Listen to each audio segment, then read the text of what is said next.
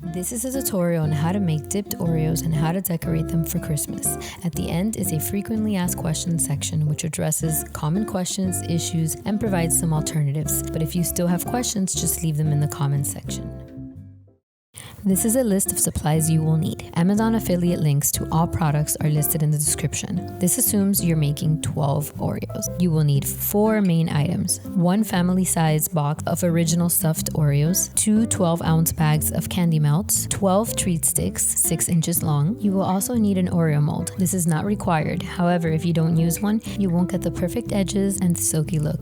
To melt the candy, you can either use a melting pot, microwave, or stovetop. If using a microwave, you can use a microwave-safe cup, bottle, bowl, or decorating bag. For decorating, you will need oil-based food coloring. Note that you cannot use regular food coloring as it will damage the candy. You will also need paintbrushes as well as edible sprinkles and gold pearls. Time to make them. Step 1. Melt the candy melts using your preferred method. If you're using the microwave as I did, place candy in a microwave-safe container or decorating bag and microwave at 50% power or defrost setting for 1 minute. Then stir or knead the bag. Return to the microwave and heat at 30-second intervals, stirring or kneading in between, until the candy is mostly melted. Then leave it in the microwave for another 30 to 60 seconds before removing. If you're using a melting pot, place your candy in the pot and turn the setting to the highest, which is melt. Stir occasionally to distribute the heat. Once the candy is mostly melted, then switch to the warm setting, which is in the middle, and stir. Step 2. Pour the melted candy into the mold using enough to cover the bottom of each round slot. Step 3. Split Oreo and place half of the Oreo in the mold and press down to ensure that the sides get completely covered. But be careful not to push too much or it will show on the other side. Step 4. Pour additional melted candy. Step 5. Add treat stick to mold. Step 6. Pour additional melted candy. Step 7. Add the other Oreo half to the mold and press down. Step 8. Pour additional melted candy onto the Oreo, making sure to cover the tops and the sides. Step 9. Shake the molds from side to side and tap slightly on the surface to level the candy. And add more candy as needed. Use a toothpick to get rid of any air bubbles. Step 10. Place the mold in the freezer for about 10 to 15 minutes to harden. Step 11. Remove the Oreos from the mold. You can either turn the mold upside down and press down at the center of the back of each slot, or just push up on each one. Step 12. Time to decorate them, or you can enjoy as is.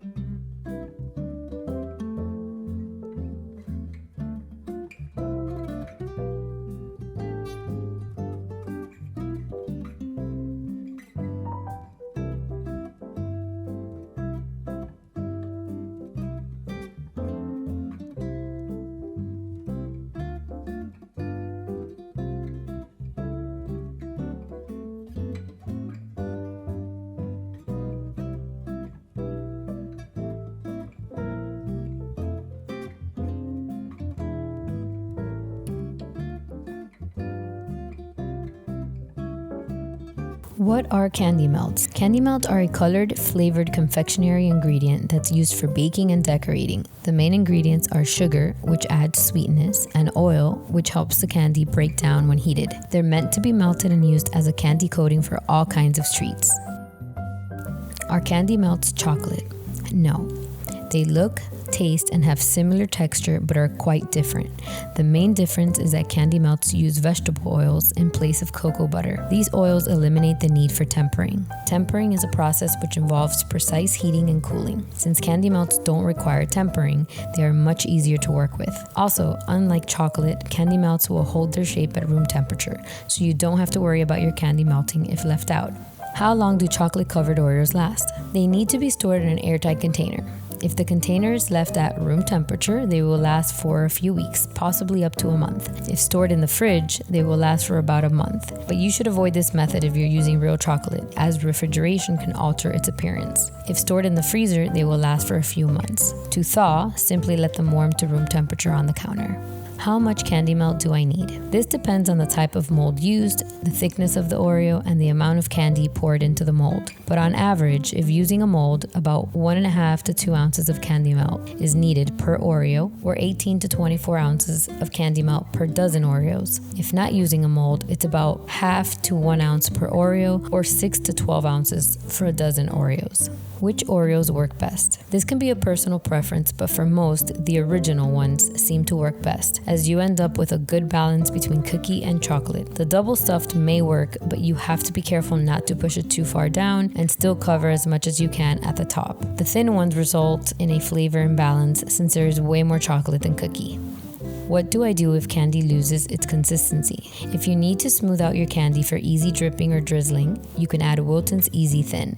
Or if you don't have, you can add 1.5 teaspoons of solid vegetable shortening per 8 ounce of candy. Remember to never add liquids such as milk or water, as these can cause your candy to seize, making them unusable. Why is my candy seizing? This could be due to the temperature, humidity, or the overall freshness of the candy. Can I fix burnt or seized candy? Not really. You can fix slightly overheated candy. However, once the candy is burned, it can no longer be saved, as it will most likely taste burnt. You can, however, try to add it to another recipe which requires moisture. What are the options for melting candy melts? 1. The microwave. This is the quickest method and best for small batches of candy. 2. The melting pot. This is best for dipping cake pops or pretzels. 3. The double boiler. This is best used for larger batches of candy. How do I use the double boiler method? The double boiler method uses steam to melt your candy and is the better option when needing to melt large amounts. To melt using a double boiler, fill a small pot with about 1 inch of water. Then place a large heat-safe bowl on the pot and place the pot on low heat. Next, add your candy melts to the bowl and stir continuously to help distribute heat. The steam from the boiling water will help melt your candy. If too much steam is being produced, turn down the heat a bit, as water and steam can cause your candy to seize, which would make them unusable. Once almost completely melted, remove the bowl from the heat and continue stirring until nice and smooth. Do I have to have a mold? No, unless you absolutely want the perfect edges and smooth silky finish. To do them without a mold, dip the Oreos or pour the melted candy over them, then place on wax paper to harden. Can I use a silicone mold? Yes, silicone molds can be used. However, plastic molds tend to be a bit easier to use as you can move them around without worrying about it bending and spilling. It can also be easier to pop the Oreos out of them. Can I add sticks without the stick mold? Yes, you can insert the stick after the chocolate has hardened by heating the pointed end of a kitchen thermometer or other similar object and making a hole in the bottom for the stick. What else can I use to decorate them? You can use chocolate toppers, fondant or gum paste toppers, or icing, although the icing takes a bit longer to dry. Tip number 1. If you have any leftover candy, you can let it harden and use it again later on. Just make sure your candy is free of any crumbs before storing. Tip number 2. If you're making a lot at one time, try to work in batches. A helpful tool is a warming tray or a heating pad, which will help keep the chocolate soft.